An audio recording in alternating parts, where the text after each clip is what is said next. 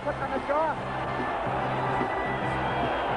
And Marciano comes in for the kill. Left and right by Marciano, a right cross, and Tuttle sways again.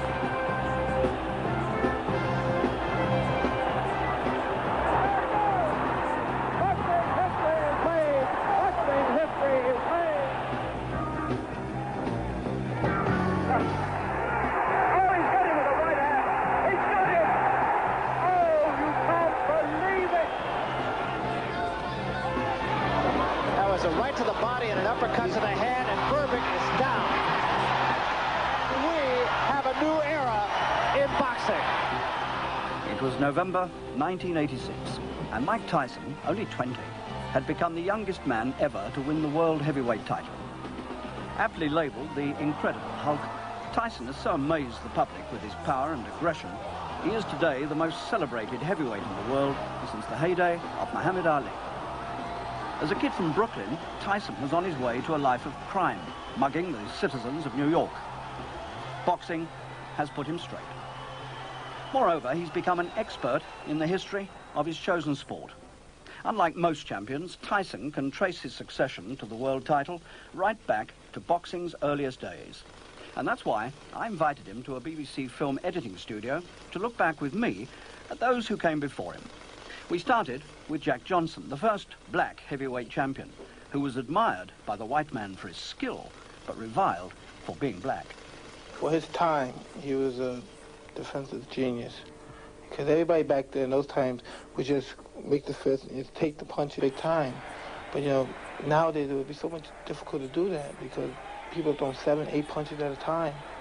Consistent punches, and one of them has to catch you if you're not elusive with your body. Since he wasn't elusive with his body or his feet, he just caught the punches at the air. What he achieved, you see, Mike, was amazing because in those days a black boxer didn't get the opportunities that a black boxer would get today. And Johnson, in fact, was pushed around, shoved around, as so many great black fighters were in those days. And as you know, he had to chase Tommy Burns halfway around the world before he could catch up with him and get a shot at the title. In Sydney, Australia, 1908. Is that one of the fights that interests you?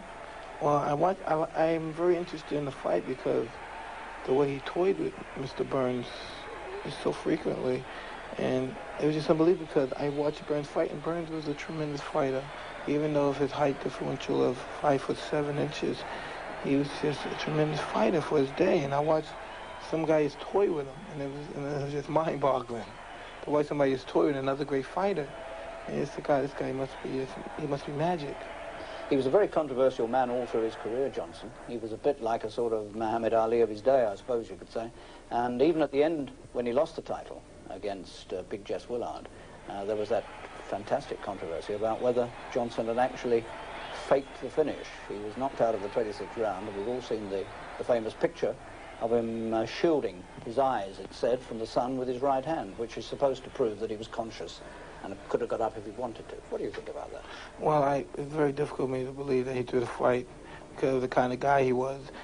And I watched the fight till it came out my ears, Johnson and Willard, and I just constantly see that he just got hit in the chin. And there was 26 hot, grueling rounds in the Havana, Cuba sun. 26 rounds, that's a lot of pressure on both guys. If he was going to throw the fight, he would have did it in 6 rounds. 26 rounds is a long time to decide when I'm going to throw a fight. Do you think you could you prepare yourself to go 26 rounds if you had to? Almost definitely, absolutely. Going rounds is a state of mind. If you can go 4 rounds, you can go 6. If you can go 6, you can go 10. You go 10, 15, and so on. It's in a state of mind. It's very difficult to believe that if fighters now, back then, can go 45 rounds, why can't we do it nowadays? It's only state of mind. It's only state of mind. As far as his boxing ability is concerned, is he somebody that you would like to model yourself on? Well, as far as the way he lives, you know, he was a champion, he fought as a champion, and you know, he lived like a champion. But as far as, you know, his style, no. I have no great interest in copying his style because if he was in modern day, he wouldn't make a penny. Why do you say that? Simply because he was too clever? Very clever, very smart, but very uninteresting. Very uninteresting. You wouldn't have to take a laxative or something to fall asleep watching him fight. Nobody falls asleep when Tyson fights. Here he is dealing with a modern Jack Johnson. Round number 1, scheduled 6, but hold on to your hats. Nobody thinks it's going to go that far. Up there he goes. He's just going to pull his way in. Those rights to the body. Left jab, right to the heart. Quickly want to point out, first fight for Michael Jack Johnson in 2 years.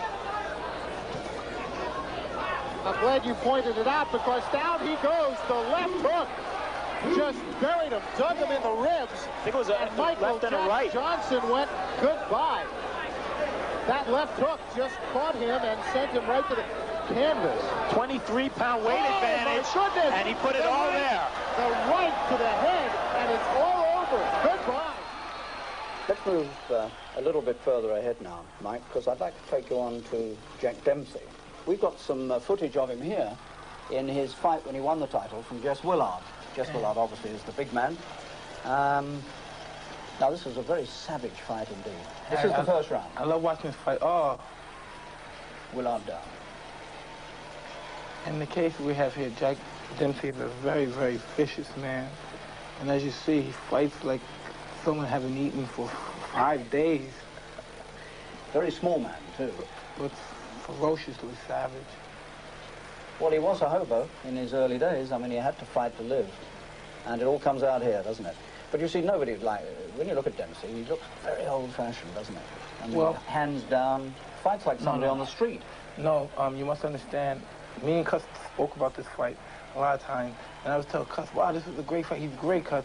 And I was saying, but he said, but Mike, you must understand, this was a young Dempsey, he was wild, he was very nervous, he was very tentative, and he just wanted to get the fight with as quick as possible. Because he was this first time fighting for the title, he's 24 years old. And he's nervous. He doesn't know what's going through his mind. He just wants to win. And he hurt the guy, and he's just, everything's explosive. He's tight. He's ready to go. And like, look at him now. It's just unbelievable what he's doing. He's been fighting for years. People don't know. He's been fighting as a hobo for years, losing, winning, getting knocked out, having hundreds of fights. And his experience is so vast. You know, it's just so unbelievable. No one really knows how many hundreds of fights he had. You can tell what an impression he must have made on people. To see him do that to somebody like Willard, who was quite well respected at that time. Willard had got rid of Johnson. Look at and this. Look what he's doing. This is unbelievable. This is what you call an onslaught, somewhat to a slaughter. And would you believe people had the nerve to call Willard a coward and yeller? Because back in these days, he got out of the seat. He didn't get knocked out on his back. But he had a broken eye socket, broken cheekbone, right. 3 broken ribs, and there was a rumor going around that Jack, he had hardened plaster on his arms, on his fist, when he went into the fight. I heard stories, I read books about what Jack Dempsey said about it. He just did whatever Jack Hearn said, though. So I'm like, Jack Dempsey, you know, I'm real biased on the situation. I love Jack Dempsey, but in those days, anything could happen because there was no, like I was saying, there was no agency and nothing to protect the fighters. It was just you're on your own.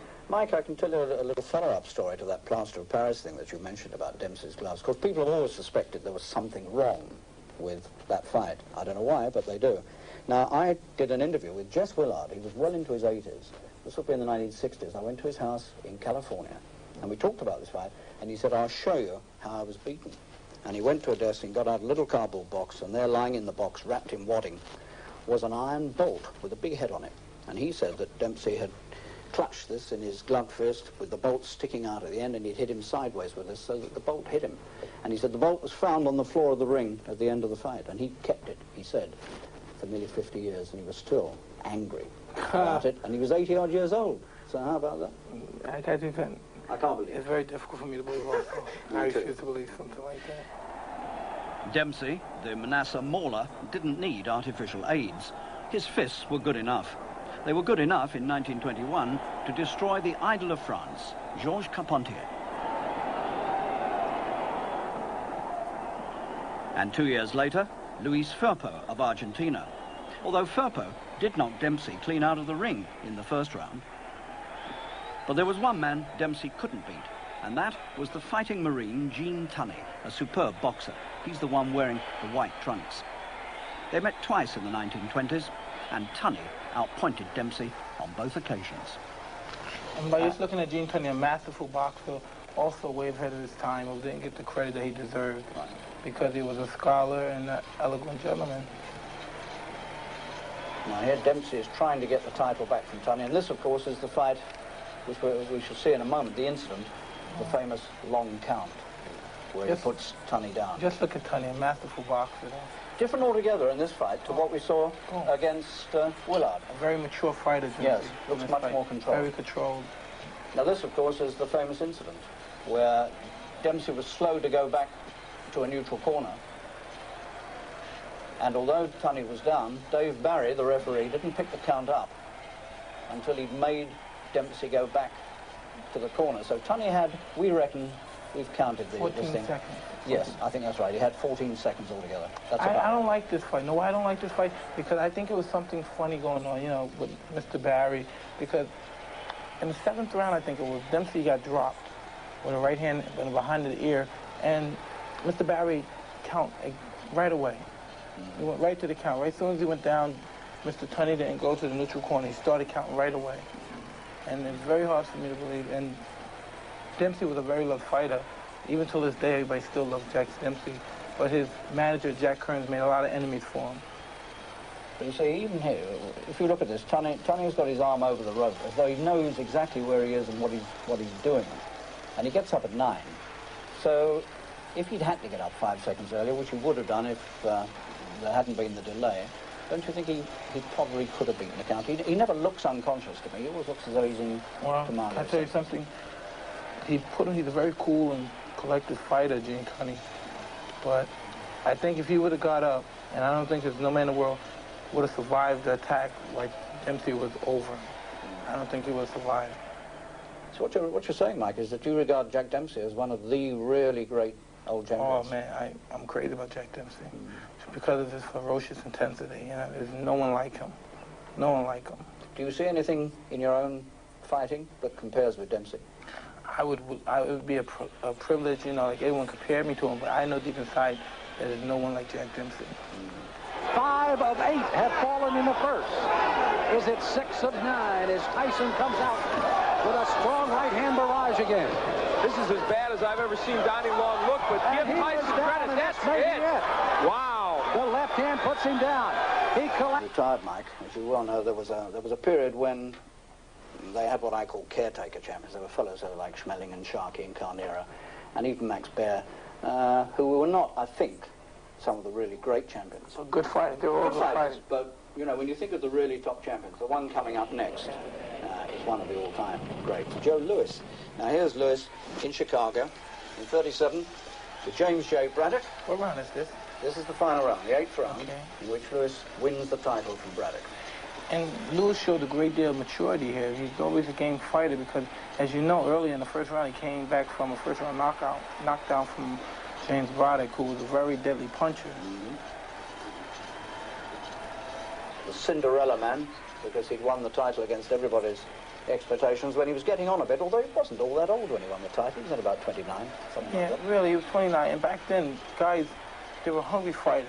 They were very hungry fighters, and everybody wanted to win. And I hear the story that he was on relief when he came back to win the title. And that's how I think he got the distinguished name of the Cinderella man. What I always like about Louis when I look at old films of him is that he still looks to me like a modern fighter. You know, he's one of those good old champions who still look modern. You could box like this today and nobody would think it's strange. True. And it's just unbelievable punching accuracy. Right. Unbelievable. His accuracy was second to none. Louis was a very exciting young champion. There we are, all over. And Joe Louis is the new champion. You see, I always think of Joe Louis, Mike, as one of the best, and he might even be the best of all time. I don't know. I don't think one should really say that, but he might be. Do you regard him that highly? Well, can I tell you something? Joe Louis, from watching him and finding out how his disposition was and the way he thought, it's very hard to see anyone beat him. Even Muhammad Ali. It's very hard because of his keen instinct of boxing. He's just so smart and brilliant, you know what I mean? It's just unbelievable to see anybody beat him. It's hard to picture that. Even though he's in trouble, he's always cool, collect. He's somewhat of a person that he gives you the illusion of something. Even when he's hurt, he makes you think he's not hurt, and that's the sign of a professional. Quick hands, so he had very quick hands. Very accurate. Dynamite in him, and it's unbelievable. Well, he made 25 successful title defences, which is going some, isn't it? Particularly as there are a lot of good fighters around in those. I mean, people talk about the bum of the month club because he knocked so many people over quickly. I don't think they were bums, particularly. I just think Lewis was a very good champion who could get rid of people quickly. Well, can I tell you something? If any of the fighters nowadays was around when Lewis was fighting, the good top fighters, even in the 60s, the Joe Frazier's, the Muhammad Ali's, if they were around then they would be considered bums too. And I know no one considered them bums. Scaff is on the run. Blood just pouring down from the nose of Sammy Scaff. Tyson does not throw wild punches, Sam. That's big left hook. And there is Scaff down. 3, 4. The count is 5. For the rest of the year. 6. The count is 7. This one's over. 9. This one is over. Now, we had a man, Mike, called Tommy Farr, came from Wales, who certainly wasn't a bum. And here he is, giving Joe Louis his first title defense in New York, 1937. And this is the 15th round, and Tommy's still there, being no knockdowns. So, not a bad performance. No, not whatsoever, because at this time, as you know, Tommy Farr is way experienced fighter. He's so much more experienced than Joe Louis. Even though Joe's the champion, he's been around longer. He's a much experienced fighter. He fought world-class fighters from America and all over the world. And he's given Joe Louis problems, you know what I mean? And everybody took him lightly, you know. They thought Joe Louis was going to just walk over him, and he was up for the fight. Yeah, emotional, physically, he was up for the fight, and he went in there to win. He was a clever fighter, and he gave Joe Louis problems.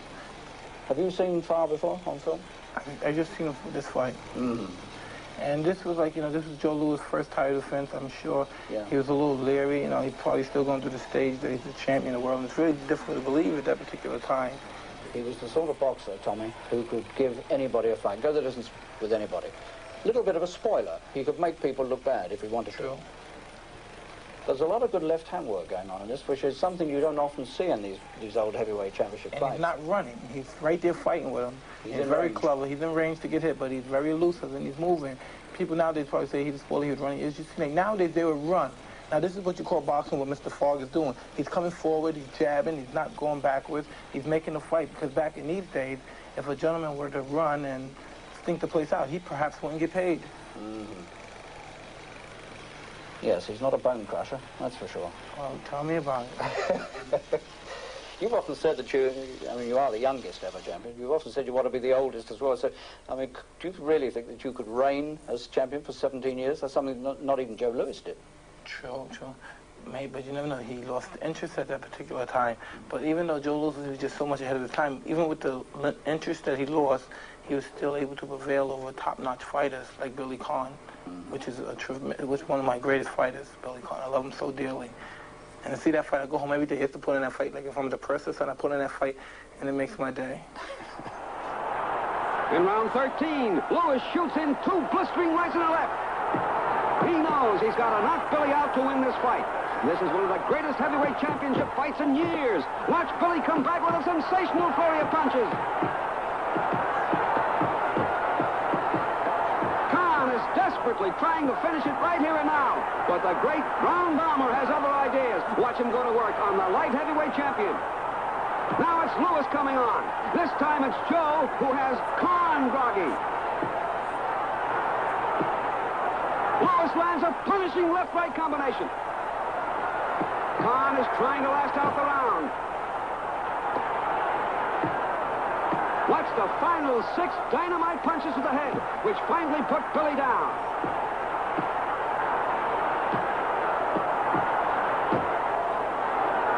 As the referee calls off the count, Billy will vainly attempt to rise before the fatal 10, but he doesn't quite make it. In sensational fashion, Joe Louis successfully defends his world's heavyweight championship against the magnificent light heavyweight champion of the world, Billy Conn. What we're going to look at next, Mike, is Jersey Joe Walcott, who he and Ezzard Charles rather dominated that period after Joe Louis retired, having been the undefeated champion. And this is the fight where Walcott won the title, 37 years old, and here he is against Ezzard Charles, who was a good fighter, and this is the 7th round in which Walcott won the title, and this is a stunning knockout, it really is. I know, but even though Walcott was a very elderly gentleman, he stayed in tremendous physical and mental frame of mind. Just look at his physique, And he's been fighting for years, and he's waited almost like, what, 11 years for this moment here. That's right. And he's very accurate, very calm, and here we come. We're going to run into the punch any moment now.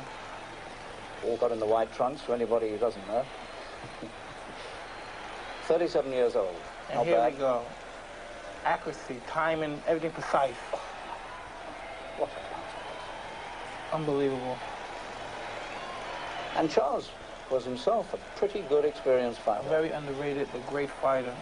Even though his game is, he wanted to get up, didn't know where he was, but he just wanted to get up and finish like a man. And this was the most jubilous moment of Jersey Joe Walcott's life.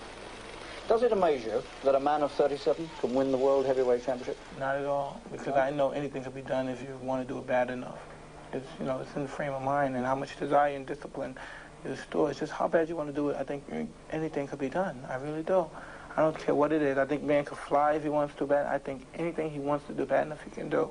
Because it's unbelievable how great the human being is. You see, it's amazing to me that somebody like Walcott, for instance, could sit around all those years and never winning the title and still thinking that he can do it, even at 37. Well, when you have 5 children and you don't even have a sandwich to eat, you know, it can it can get you to hang around for a while.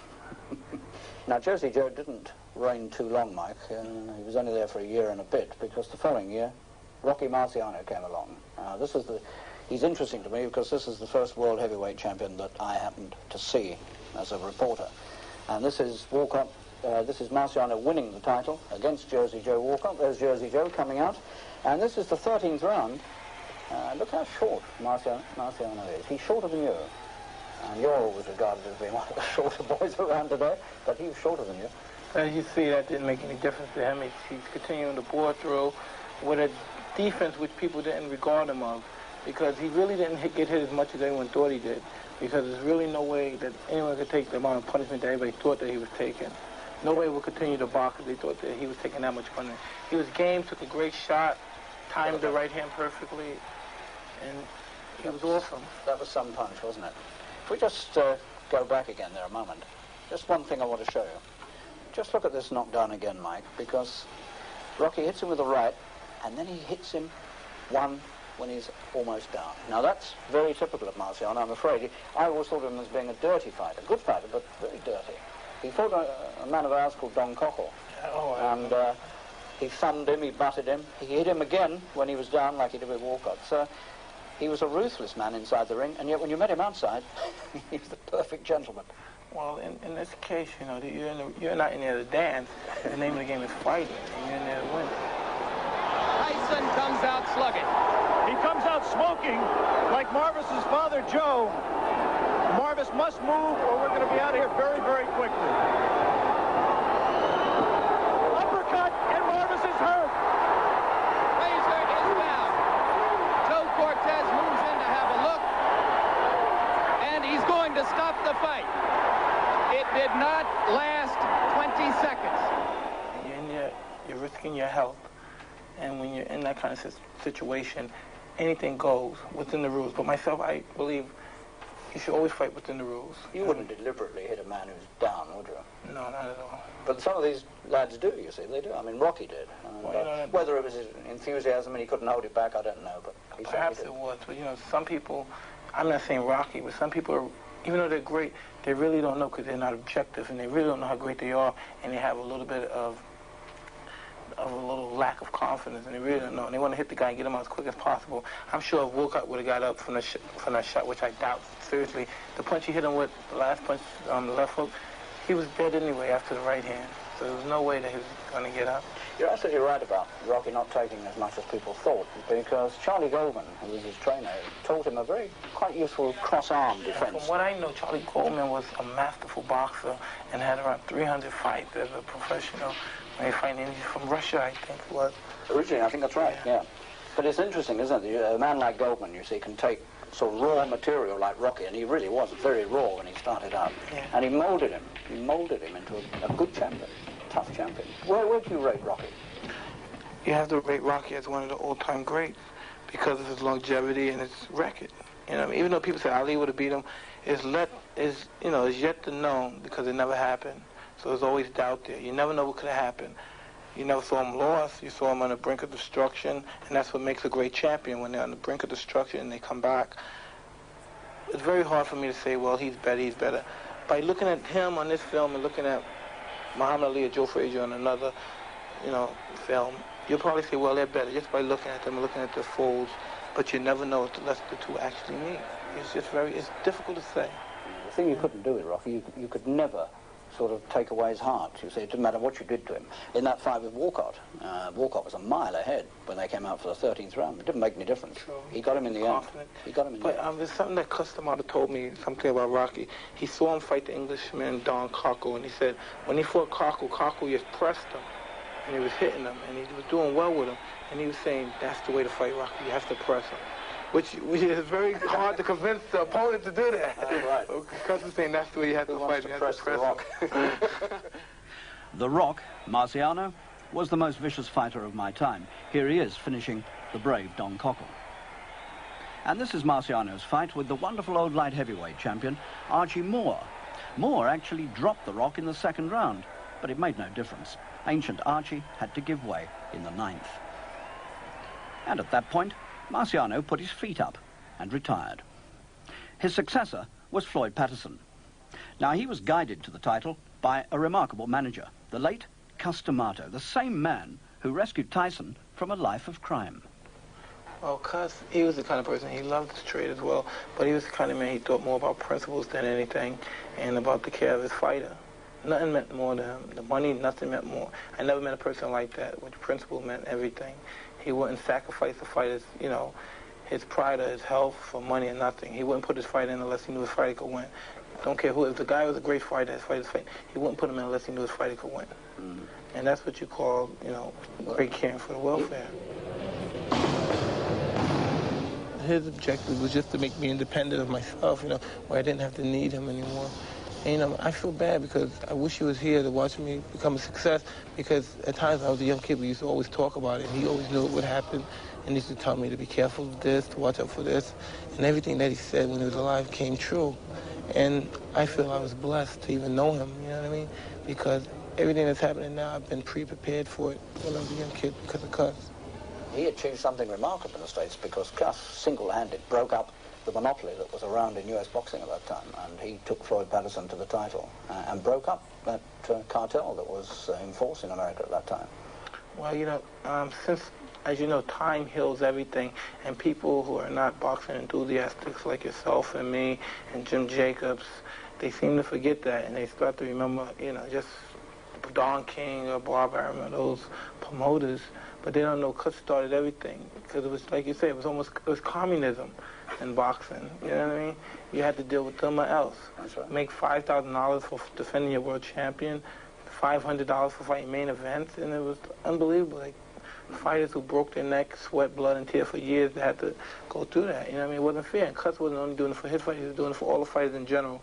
But the IBC or whatever they had the fighters and the managers too intimidated, and they wanted to, but they were scared, because he single-handedly, like you said, took care of everything by himself. And it took a great deal of courage to do that, and he was a remarkable man. Well, Cus, of course, took Floyd Paterson, who's there with him, to the World Heavyweight Championship. Our footage here, Mike, is of when Floyd won the title back. He lost it to Johansson, the white man here from Sweden, and this is the fight in which Floyd became the first man ever to regain the World Heavyweight Championship. This is the 5th round. And if you watch this, I know actually what happened. Ingemar Johansson has a jab that's annoying, that, he keeps it out to keep you disturbed and throw you off balance. And Floyd's objective was to use his jab as much as possible for Mr. Johansson wouldn't use his. As you see here, he's using jabs very often. And he knew right here with this jab, he can throw that devastating, thunderous right hand, which he used so effectively in most of his previous fights. Boom. Oh, my God. There we go. Some left hand. Yes, they used to call Johansson's right hand Ingo's bingo. But it wasn't very much in evidence on this night. He did well to get up from that. I know, but if you just watch right here how Floyd Patterson turned tiger. Unbelievable. Boom. Unbelievable hand speed. I never saw a heavyweight with quicker hand speed than Floyd Patterson. The fastest heavyweight punching accuracy hand speed ever. Mike Tyson takes 2 steps forward. Let's go with a couple of lefts. Now a right, a left. He's got him down. He's never been anybody with hand skills like that. As you know, it comes to, he didn't want to hit him behind his head. He turned him around. He wanted to face him when he hit him. I remember him saying that. But before he hits him with the left hook, I noticed he hit him with a great body shot. And it's just unbelievable. He's just a young kid here. On the body, unbelievable. Boom, that body shot hurt, set up with the left hook. There we go. Look at it. Look at his legs are quivering. They're quivering from the nerves, and it's unbelievable. You would think that he would be dead, and it's just unbelievable the amount of punishment that the human body could take. Floyd, now you see, was one of the gentleman champions, wasn't he? We talked about Rocky Marciano being a bit dirty, at least I did. And Floyd was just the opposite. He never would take unfair advantage of anybody. Well, believe it or not, even though Cuss handled both me and Cuss, I never knew Mr. Paterson that well.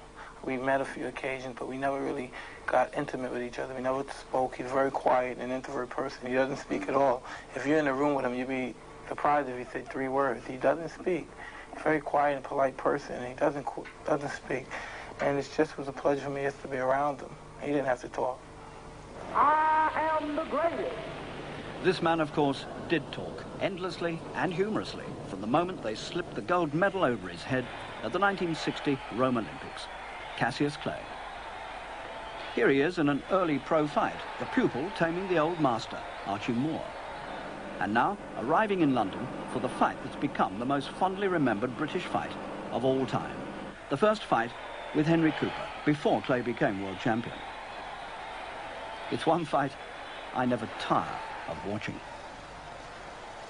Have you seen this before? I've seen it. This is the fight when Mr. Cooper got his eye cut. That's right. He got him cut in both fights, actually. He got it cut in both fights. But is this the bad one? This is the one where he puts... Look at the crowd going crazy. Oh, absolutely. He came over and said that he was going to jive in 5, and Henry would go in 5, and of course this was the end of the 4th round. They got him back. He looked in a pretty bad way. I heard a rumor about this fight that, I won't mention any names, but someone, accidentally ripped the glove open. Well, it's a famous story. I think there are photos to prove that that glove was split in the 4th round. Yeah. I don't think it was deliberately cut, as people make out. But it's a good story. But Henry could hit. You see, Henry had a terrific left hook, and he could put anybody away with that particular punch. As you see, evidently it almost did it to the greatest. But he did cut, and he did it to the greatest. Yes, one wonders what history might have been if that had happened a minute earlier in that round.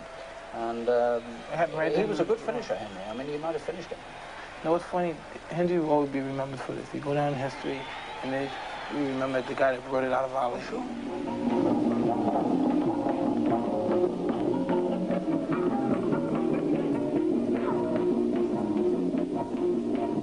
Sonny Liston, the menacing Liston, was the new world champion after twice smashing Floyd Paterson out inside a round.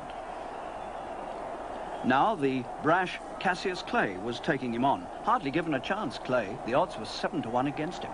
The odds were wrong. Coming to the end of the first round, and it's been a sensational first round. And Clay has stolen the honours in it. There's the bell for the first, and they're still fighting. They haven't heard the bell, and they're still going on. The bell's gone, and the referee hasn't heard it. And they still went on fighting. About 8 seconds after the end of the first round, they didn't hear the bell, and neither did referee Barney Felix. And now he starts his clowning again. He's making faces for the photographers. This is what he's been doing all through his training. Look how confident this boy is.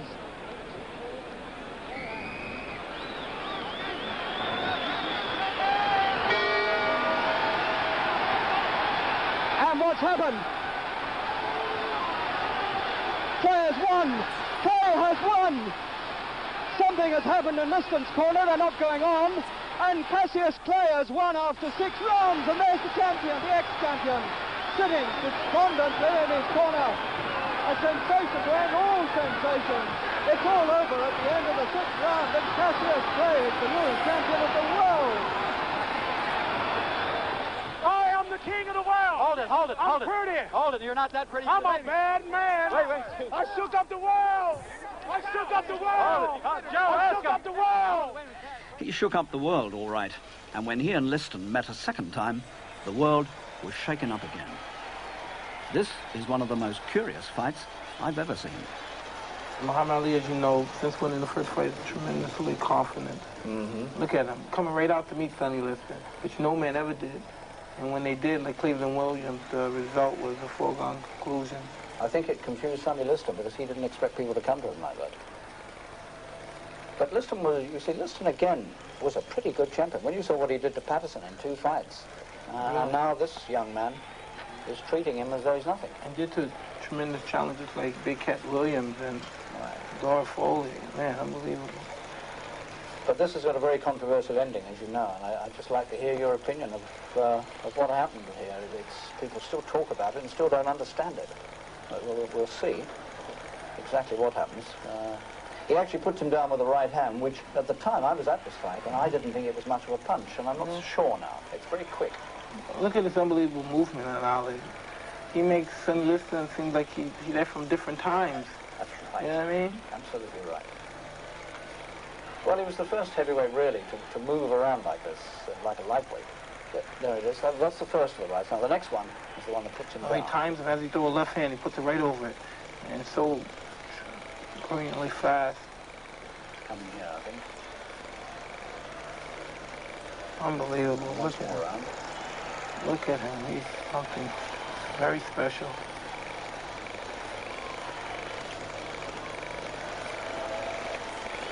Funny, it all looks seems a lot longer now than it did at the time. Happened so quick when you were there, huh? Yep. Because I get the electricity in the air. Well, isn't that interesting? Let's just go back a bit, shall we? Let's just see that again. So it's so quick. Harry is tremendously booming. Yeah, look at that. Right hand over the top. It doesn't... At the time, I thought he'd only just hit him up on the temple, and it didn't seem enough to knock him out. But in any case, there's a confusion here about the count. Jersey Joe gets a little bit confused about the count, and in fact, allows Liston to get up. Now, Liston thinks he's beaten the count, and Jersey Joe now walks away to the timekeeper to check, and they start fighting again. This is, I forgot who the person was. I forgot the man from Ring Magazine. Nat Fleischer. Nat Fleischer had called Joe Walcott over to say, the count of 10, it's the count of 10. And he had no right doing that. He had no right doing that. The fight should have continued, and he shouldn't have had no right doing that. And personally, I think Sonny Liston was hurt because the punch was so fast, and he didn't see the punch coming. And as I was saying before, earlier, the punches that really knock you out and hurt you are the ones you don't see coming. If you can see a punch, you can anticipate it, graze it, or else when you get hit, you anticipate, you take this sharp. But when you don't see it, it's just like, you don't know, and you just go. You see, even in those days, even though he'd beaten Liston twice, certainly in this country, Muhammad Ali was still not at that time regarded as being a really genuine heavyweight champion. They all thought there was something very strange about those 2 fights with Liston. And it took quite a long time for Ali to establish himself, because he, eventually beat everybody in sight. But it took time for him, certainly in this country, to become recognized. They still thought of him as a clown. Nobody had seen boxing like that before from a heavyweight. Everybody thought he was dancing around too much. You couldn't be a good heavyweight. He was a throwback to, believe it or not, Jack Johnson, who was also not only a great fighter, but very theatrical. You know what I mean? Jack Johnson would have guys talk to him, hold him, beat him up. Can I give you 10 grand? You cut my lip. And talk to the people, how you doing, Mr. Jeffries? And flirt with the ladies at the ringside. And being black at the time was tremendous. It's something that they couldn't handle. And Muhammad Ali, 60 years later or something like that, 40 years later, it's unbelievable. People are looking at this saying, God, we can't have a guy like that. He's a clown. He says, I'm going to knock you out in this round, and he does it. This can't be true. It's absolutely, disastrous. But he changed. He changed everybody's idea about what heavyweight boxing could be. Surely, because people have the typical heavyweight boxer. The heavyweight champion of the world is a symbol of the strongest man in the world. Even though we have powerlifters, weightlifters, when you're a heavyweight champion of the world, the first thing, he's the strongest person in the world. He can knock anyone out. He's a very serious individual. He's supposed to be an idol to the kids. He's supposed to never do anything wrong, which they are right. But people like him changed the course of history. Oh, he's got him with the right hand. He's got him. Oh, you can't believe it. I don't think Foreman's going to get up. He's trying to beat the count, and he's out! Oh, my God, he's won the title back at 32.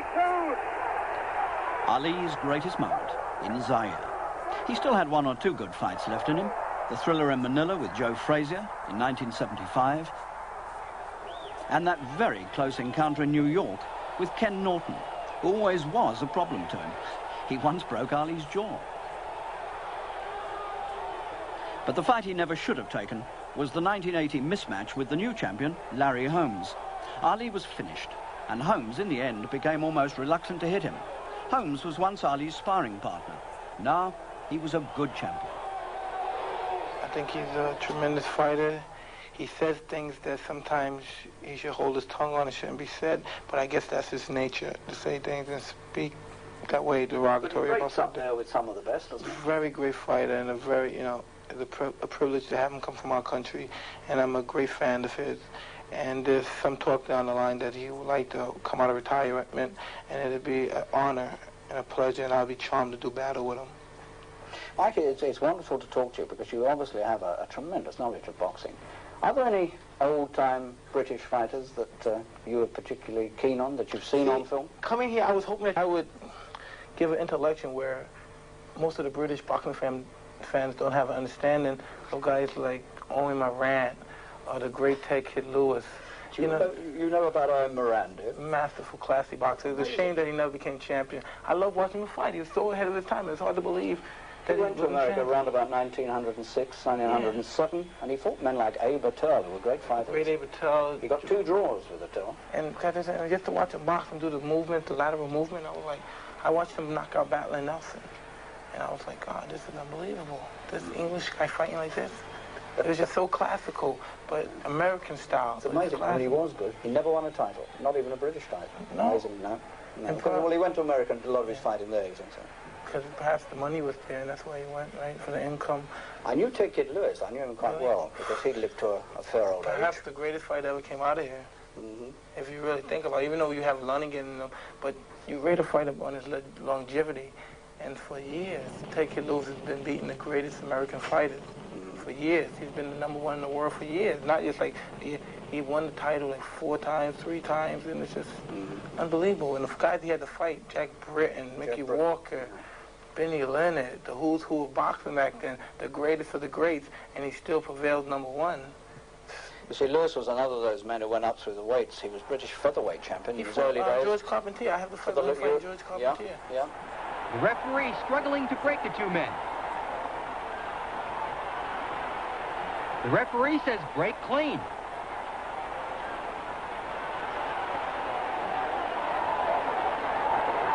A tremendous right by Georges Carpentier. Lewis is down. I don't know what his feelings. I never read his feelings about the fight, but I'm sure you know. He got up. Carpentier went to help him up. He said, "Get off me. I don't need your help." Well, he complained to the referee. He turned away to the referee and got hit. But, you know, that was his mistake. He shouldn't have done that. And Carpentier is the kind of gentleman that would take full advantage of something like that. We had another very good fighter. Well, I say we had. He's still with us today. Jack Kid Bird. He beat Kid Chocolate. He fought Kid Chocolate. I remember him. He fought Cantonary. I remember Cantonary stopped him for the junior. Mushy Callahan. I remember. He was the champ. Junior welterweight champion. Junior welterweight champion. So we've had 1 or 2 good ones in this country, Mike. And ones to be proud of. We hope we might find one suitable to fight you. As I say, I love this country and it would be a pleasure. Well, we have Mr. Bruno. Would like to see a little bit of footage of him. We've got Surely, why not? We've got some stuff for Frank here. Now, I think these shots, this is in the jacuzzi in America. And I think this is when he was over in America, when you sparred with him, when you were very young. What, 15? Well, can I tell you something? I can remember. It wasn't, I don't think I was there at this particular time because I remember a wooden jacuzzi. When we was in jacuzzi, I was like 16 at the time, but I remember a wooden jacuzzi. And he had an unbelievable physique. What do you make of a physique like that? Is that so many people here say, well, it's not a fighter's physique, it's more of a weightlifter's physique. What do you think? Well, you know, he feels comfortable that way, but I think it's tremendous. He has a tremendous physique.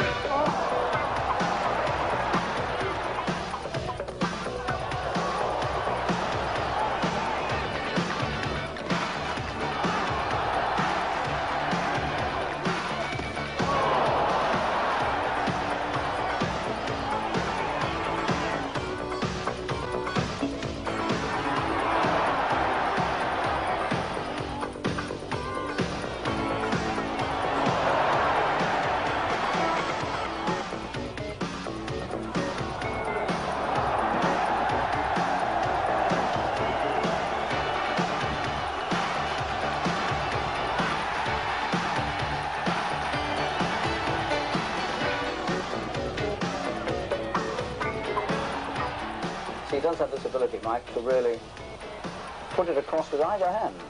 I mean, people say he doesn't move as well, but if you've got a punch like that, you don't necessarily have to move all that well. Now, here he is again. You don't do this sort of thing, do you? No, Training with weights. He loves all this. It certainly is a physique, isn't it? Can't have been too many heavyweight fighters as well built as this man. You don't do anything like that at all? Not at all. Nothing at all. Unbelievable, I think. But for me, I don't get into weights. I just like to work out, run, train, do the exercise, calisthenics, and box. This is by Leroy Caldwell. You probably met him. He's from the States. American heavyweight. Terry Lawless to Frank Bruno is really what Castellamato was to you. He's like a father to Frank. And it's good that, you know, fighters nowadays, like Frank, and I was fortunate to have someone like that cares about you, know, because we're in a kind of business where, you know, we're used as meat wagons, you know what I mean? No one really cares, you know, because you have to believe it. We draw these kind of people. People in our business, we draw these kind of people.